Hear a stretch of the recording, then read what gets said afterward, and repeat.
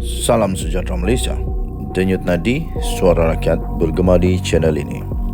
Terima kasih kerana bersama-sama dalam channel ini untuk mendapatkan berita-berita terkini yang sensasi, mantap dan terbaru.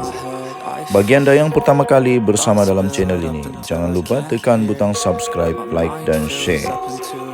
Terima kasih sekali lagi. Denyut nadi suara rakyat bergema di channel ini. Berita terbaik di channel ini. Kita jumpa lagi. Salam sejahtera Malaysia. Denyut nadi suara rakyat bergema di channel ini. Berita terkini daripada hmetro.com.my.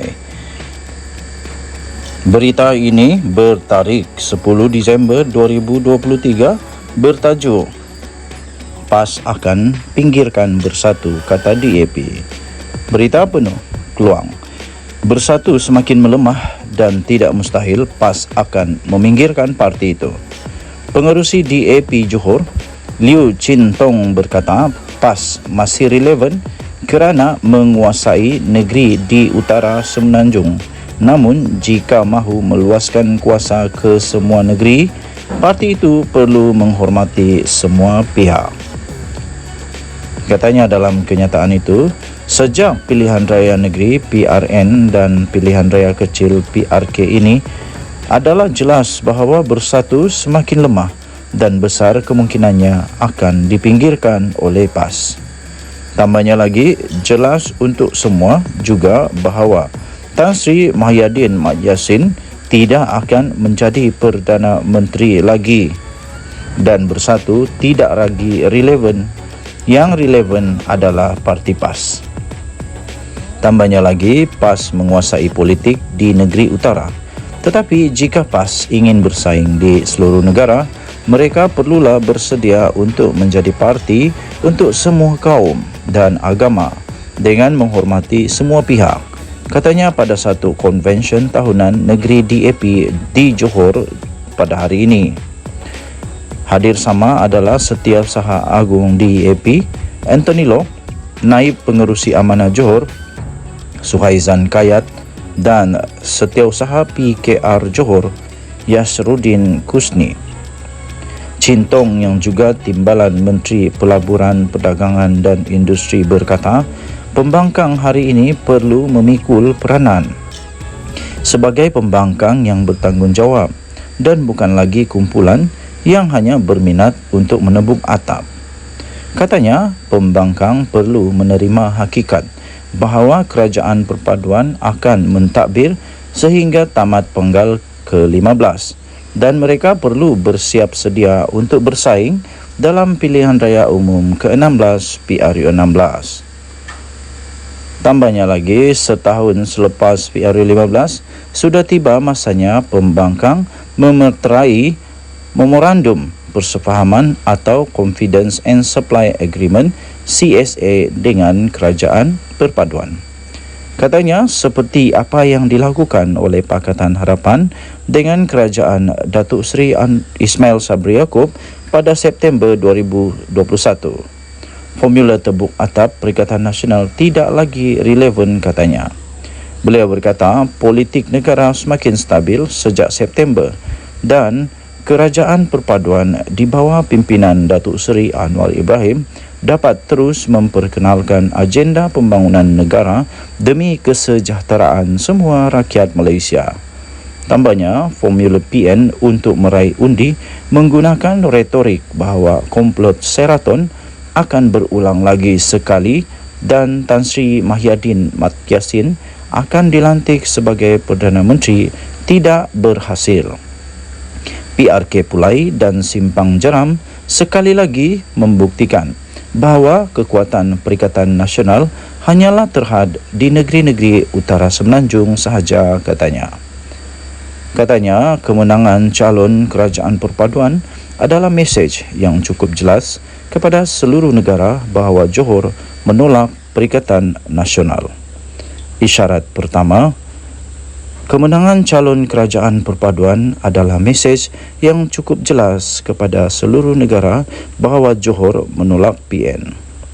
Isyarat pertama pilihan raya 6 negeri pada 12 Ogos menunjukkan bahawa PN sampai ke kemuncaknya. Keputusan PRN di 6 negeri adalah pada tahap maksimum yang mampu dicapai oleh PN yang hanya bermain dengan emosi kaum dan agama, katanya. Berita ini disiarkan pada 10 Disember 2023 di hmetro.com.my. Denyut nadi suara rakyat bergema di channel ini. Jangan lupa tekan butang subscribe, like dan share. Malaysia kita punya, cintai Malaysiaku, kita jaga kita. Kita jumpa lagi. Selamat pagi Malaysia. Bye-bye. Salam sejahtera Malaysia. Denyut nadi suara rakyat bergema di channel ini. Terima kasih kerana bersama-sama dalam channel ini untuk mendapatkan berita-berita terkini yang sensasi, mantap dan terbaru. Bagi anda yang pertama kali bersama dalam channel ini, jangan lupa tekan butang subscribe, like dan share. Terima kasih sekali lagi. Denyut nadi suara rakyat bergema di channel ini. Berita terbaik di channel ini. Kita jumpa lagi.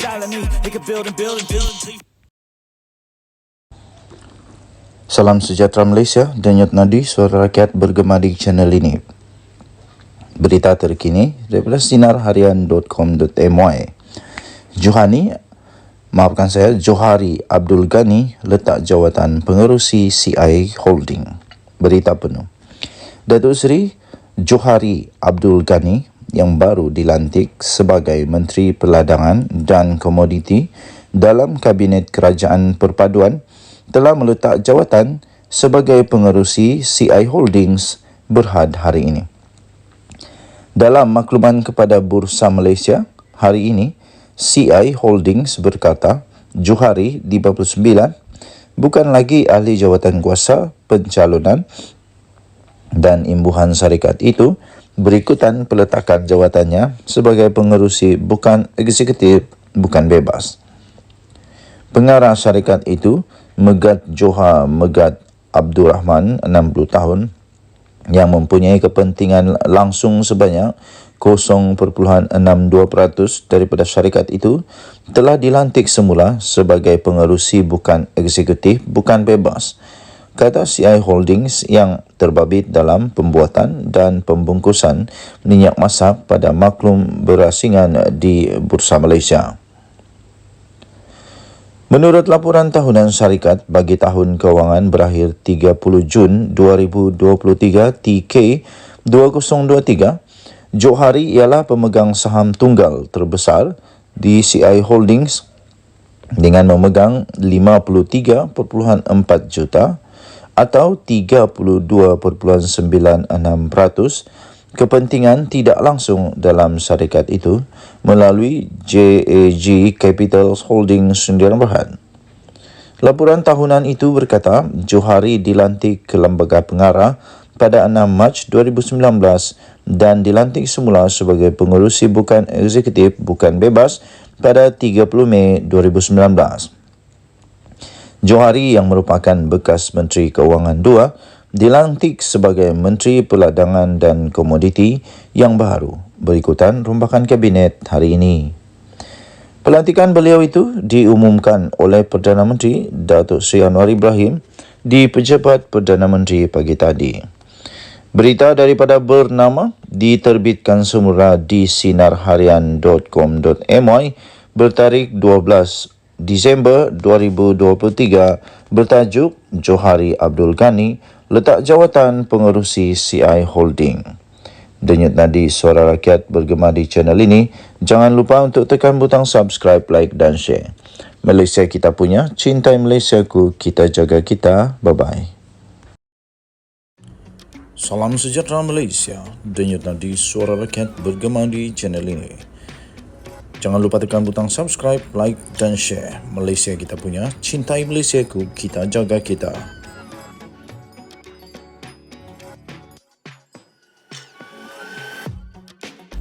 Salam sejahtera Malaysia. Denyut nadi suara rakyat bergema di channel ini.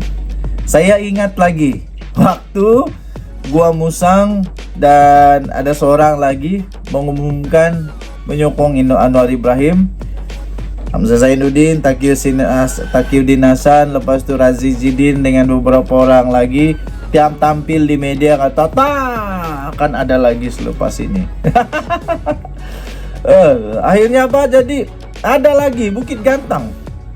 Sekarang tampil lagi bersatu, kononnya yakin tiada lagi ahli parlimen akan sokong Anwar. Jangan dulu. Selepas mereka menafikan dulu, tak sampai 2 hari kalau tak silap, ada tiba-tiba buat pengakuan. Nah, kali ini bersatu yakin tiada lagi ahli parlimen akan sokong Anwar. Mari kita tunggu, mana tahu besok ada. Mana tahu besok ada 8 orang kah, 9 orang kah, 10 orang kah, 20 orang kah. Nah, sekarang ini 31 MP daripada Bersatu. Tolak 5, tinggal berapa? Tapi kalau tambah 8 ini, 8 tambah 5, katakanlah betul lah. Bukit Gantang kata 7 ke 8. Kita ambil yang 8 lah. Kalau ada 8 tambah 5, 13. 13 orang. 31 tolak 13 tinggal berapa? Kalkulator saya pun lama masalah ini. Gagal matematik. Okey, kita ada. 31 tolak 13. 8 tambah 5, 13. Tinggal 18. Tinggal 18. Kesian. Kalaulah tiba-tiba 10. 5 tambah 10, 15.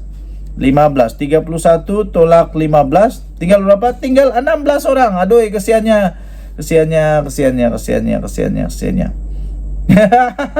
Mereka akan jadi parti politik. Salam sejahtera Malaysia. Denyut nadi suara rakyat bergema di channel ini. Bersatu sebenarnya kena game dengan PAS. Itukah yang sedang berlaku sekarang? Di dalam satu laporan daripada Free Malaysia Today, ada 2 orang penganalisis politik daripada kalangan orang-orang bijaksana Malaysia. Mana tajuk dia, Hamzah tercabar, pemimpin Bersatu canang Samsuri calon PM. Itu kata penganalisis 2 Disember 2023. Tapi saya tidak bacakan semuanya.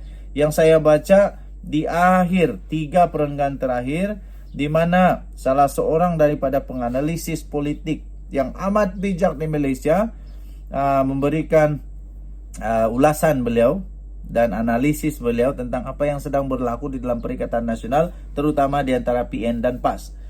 Azmi Hassan daripada Akademi Nusantara berpandangan pencalonan Samsuri di PRK Kemaman bukan strategi untuk menjadikan calon Perdana Menteri. Sebaliknya, mereka bimbang gagal menang besar selepas Barisan Nasional BN meletakkan bekas Panglima Tentera Jeneral Besara Raja Muhammad Effendi Raja Muhammad Noor sebagai calon. Tapi ini yang saya terpikat dengan kata-kata ulasan daripada penganalisis politik ini. Beliau kata, tak pasti bagaimana boleh timbul Samsuri sebagai calon PM. Tetapi ada pemimpin Bersatu telah menjawab. Pening juga. Menyerah kalah kah? Ada pemimpin Bersatu telah menjawab mereka setuju. Nah, kena game. Inilah. Mungkin kena game. Ini menunjukkan, kata penganalisis ini menunjukkan mereka sebenarnya telah terperangkap dalam percaturan politik PAS. Sudah terperangkap. Macam mana mau cakap tidak? Kalau cakap tidak, masalah. Terpaksalah Bersatu menjawab mereka setuju bahwa Samsuri calon PM. Jadi selepas ini tak ada harapan lagi Bersatu mau jadi ketua kerajaan. Tak ada. Yang ada harapan mereka akan jadi timbalan ketua kerajaan. Tapi itu pun kalau ada harapan lah. Jadi yang sebenarnya terjadi menurut penganalisis politik ini, yaitu Azmi Hassan, beliau kata PAS sebenarnya ingin menggambarkan persepsi bahawa dalam Perikatan Nasional PAS lebih berkuasa.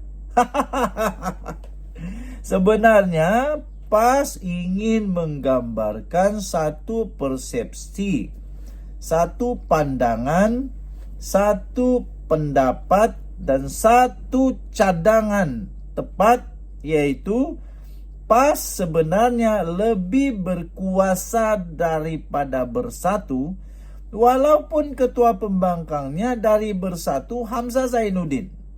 Itu kata penganalisis politik. Saya secara pribadi memang saya sudah agak-agak perkara-perkara begini boleh berlaku. Tapi ialah kita tunggu pakar-pakar penganalisis yang lebih suaranya kedengaran kan? Ya. Tapi apapun, sama ada memang itulah dia punya tujuan atau memang itu secara kebetulan sahaja, kita pun tidak berapa pasti, tapi penganalisis politik selalunya melihat perkara itu dengan lebih teliti. Jadi kalau secara pribadi setuju atau tidak, saya ada yang saya setuju, ada juga yang saya tidak setuju. Contohnya yang saya setuju ialah PAS memang lebih kuat dari Bersatu. Wah, itu siapa yang mau bangkang? Tiada yang berani bangkang, sebab itu memang betul. Kemudian pemimpin Bersatu memang sudah mengaku kalah, yaitu mereka bersetuju bahwa calon Perdana Menteri bukan dari Bersatu, dari PAS, tapi dari PAS. Aduh, jadi sudah akun kalah lah agaknya. Memang Bersatu sudah akun kalah, memang sudah give up, memang sudah surrender kepada PAS bahwa mereka tiada calon Perdana Menteri lah. Oke, kita jumpa lagi. Bye-bye.